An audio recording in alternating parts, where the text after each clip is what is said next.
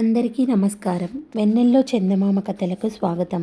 ఈరోజు కథ గోహ గొర్రె. గోహ మంచి తిండి పుష్టి గలవాడు.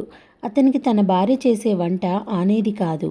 అందుచేత అతను ఎక్కడెక్కడ విందులు జరుగుతున్నది విచారించి అక్కడికెళ్ళి ఏ వారానికో 10 రోజులకో ఇంటికి తిరిగి వస్తూ ఉండేవాడు.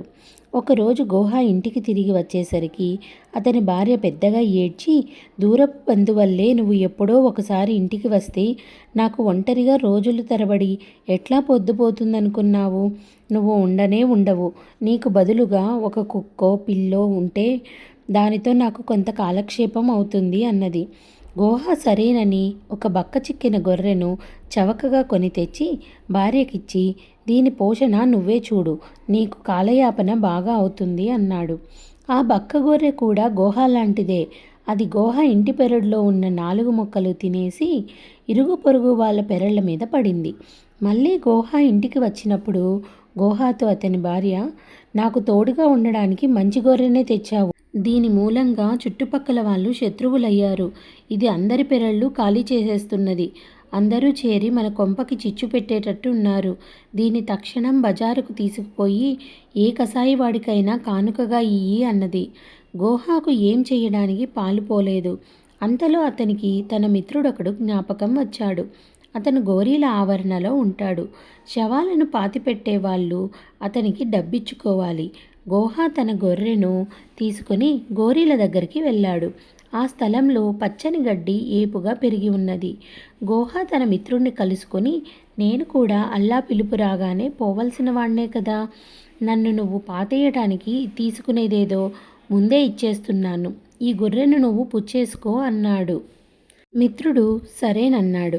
2-3 నెలలు గడిచాక గోహ గోరీలకేసి వెళ్ళడం తటస్థించింది. అక్కడ గొర్రె కనపడింది.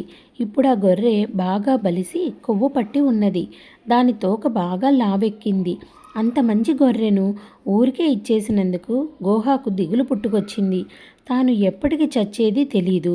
ఇంత త్వరలో చావాలనే ఉద్దేశం కూడా అతనికి లేదు. అందుచేత గోహ తీవ్రంగా ఆలోచించి ఒక నిర్ణయానికి వచ్చాడు. ఒక రాత్రి గోహ తన మిత్రుని చూడబోయి, అన్నా ప్రయాణం కా అన్నాడు. ఎక్కడికి, ఎందుకు అన్నాడు గోహ మిత్రుడు ఆశ్చర్యంగా. నేను దేశం విడిచి పారిపోతున్నాను. ఏం జరిగిందంటే, మా పొరుగింటి బిడ్డకు జబ్బు చేస్తే నేను చిన్న మెత్తు రసం వేశాను. ఆ బిడ్డ కాస్త చచ్చింది. నేనిక్కడ ఉండడం అపాయకరం.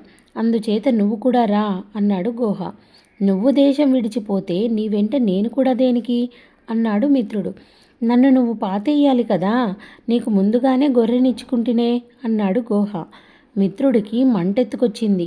నీ వెధవ గొర్రెను నువ్వే పట్టుకెళ్ళు, నేను మాత్రం ఎక్కడికి రాను అన్నాడు. గోహ నిక్షేపంగా గొర్రెని తోలుకొని ఇంటికి వెళ్ళాడు. కథ సమాప్తం. ఈ కథ మీకు నచ్చిందనుకుంటాను. నచ్చినట్టయితే లైక్ చేసి, షేర్ చేసి మా ఛానల్ని సబ్స్క్రైబ్ చేసుకుంటారని ఆశిస్తున్నాను. Thank you.